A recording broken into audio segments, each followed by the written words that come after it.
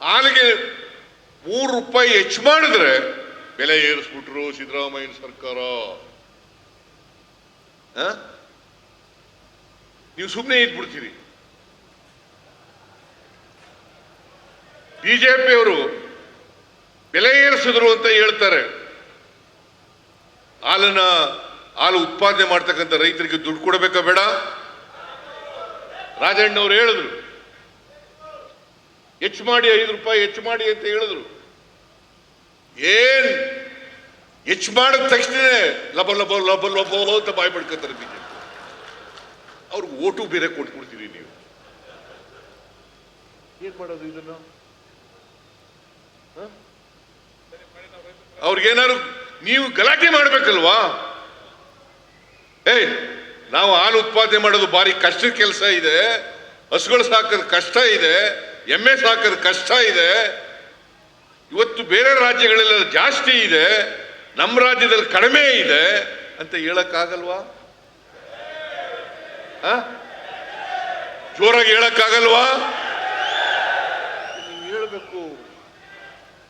ನಮಗೇನು ₹5 ಹೆಚ್ಚು ಮಾಡೋದು ಕಷ್ಟ ಏನಿಲ್ಲ.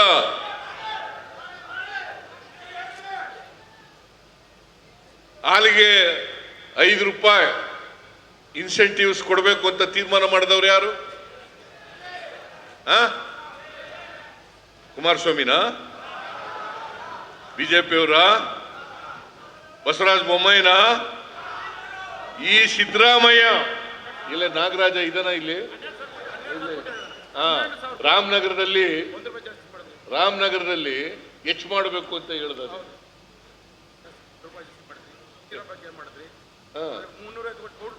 ನನಗೆ ಎಲ್ಲ ಹಾಲ್ನವರು KMF ನ ಡೈರೆಕ್ಟರ್ಗಳೆಲ್ಲ ಬಂದ್ರು, KMF MD ಬಂದ್ರು, ಅಧ್ಯಕ್ಷರು ಬಂದ್ರು. ಸಾರ್, ಹಾಲ್ ಜಾಸ್ತಿ ಆಗ್ಬಿಟ್ಟದೆ, ಈಗ ನಮ್ಗೆ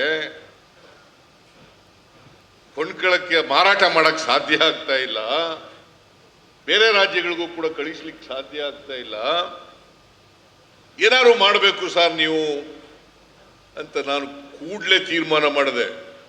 ಕ್ಷೀರಭಾಗ್ಯ ಕಾರ್ಯಕ್ರಮವನ್ನು ಘೋಷಣೆ ಮಾಡ್ತೇನೆ. ಎಲ್ಲ ಸರ್ಕಾರಿ ಮತ್ತು ಅನುದಾನಿತ ಶಾಲೆಗಳ ಮಕ್ಕಳಿಗೆ ಹಾಲು ಕೊಡ್ತೇನೆ ಅಂತಕ್ಕಂಥ ಮಾತುಗಳನ್ನು ಹೇಳ. ಹಿಂದೆ ಕೊಟ್ಟಿದ್ರ? ರೈತರ ಮಕ್ಕಳು ಕೊಟ್ಟಿದ್ರೇನ್ರಿ? ಮಣ್ಣನ ಮಕ್ಕಳು, ರೈತರು ಮಕ್ಕಳು. ನಾವ್ಯಾರ ಮಕ್ಕಳಪ್ಪ?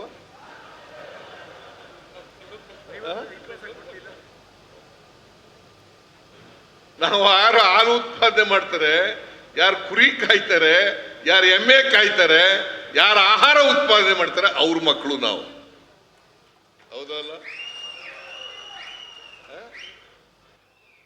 ಏನೋ ಮಾಡ್ದೇನೆ ನಾವು ರೈತರ ಮಕ್ಕಳು, ನಾವು ಮಣ್ಣಿನ ಮಕ್ಕಳು, ರೈತರ ಮಕ್ಕಳು, ನಾವು ಮಣ್ಣಿನ ಮಕ್ಕಳು. ನೀವು ಯೋಚನೆ ಮಾಡಬೇಕು. ಈಗ 120 ಕೋಟಿ ರೂಪಾಯಿ ಬರೀ ಒಂದು ತಾಲೂಕು ಹೆಡ್ ಕ್ವಾರ್ಟರ್ಸ್ಗೆ ಅನೇಕ ಅಭಿವೃದ್ಧಿ ಕೆಲಸ ಮಾಡಲಿಕ್ಕೆ 120 ಕೋಟಿ ರೂಪಾಯಿ ಎಲ್ಲಿಂದ ಬಂತು? ನಾವು ಗ್ಯಾರಂಟಿ ಯೋಜನೆಗಳಿದಾವಲ್ಲ, 5 ಗ್ಯಾರಂಟಿ ಯೋಜನೆಗಳು ಯಾರಿಗೋಸ್ಕರ ಮಾಡಿರೋದು? ಈ ರಾಜ್ಯದ ರೈತರು, ಈ ರಾಜ್ಯದ ಬಡವರು, ಈ ರಾಜ್ಯದ ಮಹಿಳೆಯರು, ಈ ರಾಜ್ಯದ ದಲಿತ ವರ್ಗದವರು, ಈ ರಾಜ್ಯದ ಹಿಂದುಳಿದವರು, ಈ ರಾಜ್ಯದ ಅಲ್ಪಸಂಖ್ಯಾತರು. ಇವರು ಮಾಡಿದ್ರೆ ನೀವು ಒಂದು ದಿನ ನಮ್ಮ ಪರವಾಗಿ ಹೇಳೋದಿಲ್ಲ, ಮಾತಾಡಲ್ವಲ್ರಿ? 56,000 ಕೋಟಿ ಗ್ಯಾರಂಟಿ ಯೋಜನೆಗಳಿಗೆ ಖರ್ಚು ಮಾಡ್ತಾ ಇರ್ತಕ್ಕಂಥದ್ದು. 56,000 ಕೋಟಿ ವರ್ಷಕ್ಕೆ.